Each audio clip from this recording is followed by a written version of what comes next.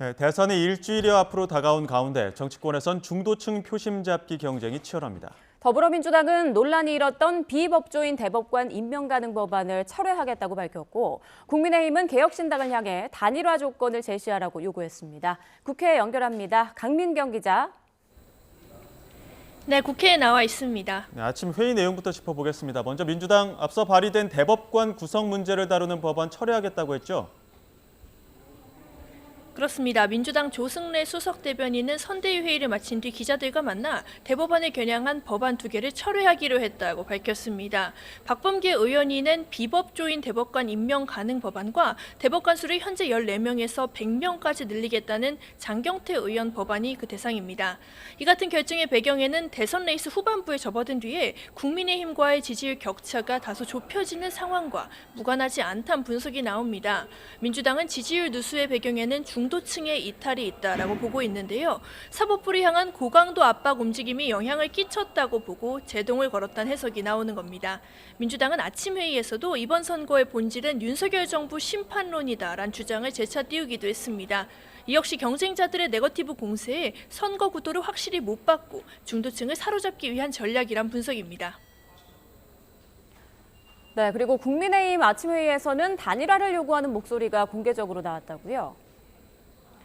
국민의힘은 어제 한동훈 전 대표가 김문수 후보의 이름이 적힌 옷을 입고 나온 걸 계기로 내부 결집은 어느 정도 성사됐다고 보는 기류입니다. 이젠 이준석 후보와의 단일화를 마지막 숙제로 보고 총력전을 펼치는 모습입니다. 오늘 아침 회의에서는 김용태 비대위원장이 개혁신당을 향해 단일화의 전제 조건을 먼저 제시해달라고 제안했습니다. 이재명 총통의 집권을 막겠다는 목표가 있으면 다른 편이 아니란 점을 강조하며 단일화 성사를 위해 더욱 적극적으로 나서는 분위기입니다.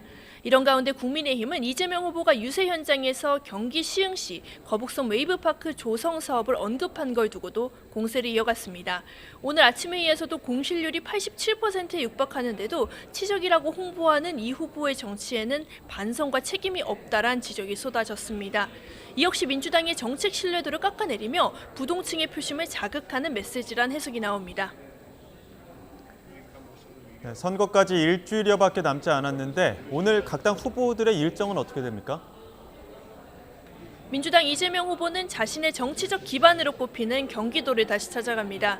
이번엔 동남부 지역을 주로 훑는데 수원시와 용인시에 이어 남양주시 등을 돌며 지지를 호소할 예정입니다.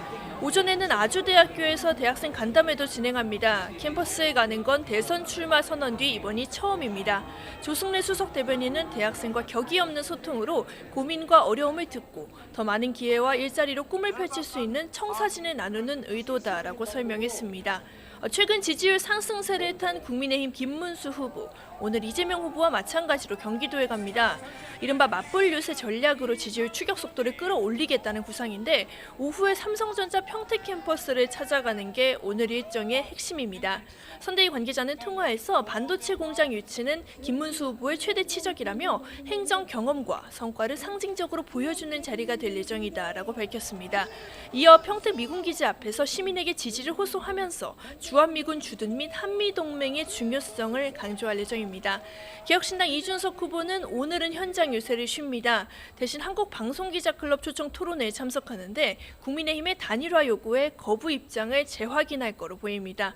2030 세대에 집중하며 독자적 영역 다지기에 주력하고 있는 이준석 후보는 방송 출연과 TV 토론 등을 적극 활용해 자신의 강점을 부각하겠다는 전략입니다. 지금까지 국회에서 YTN 강민경입니다.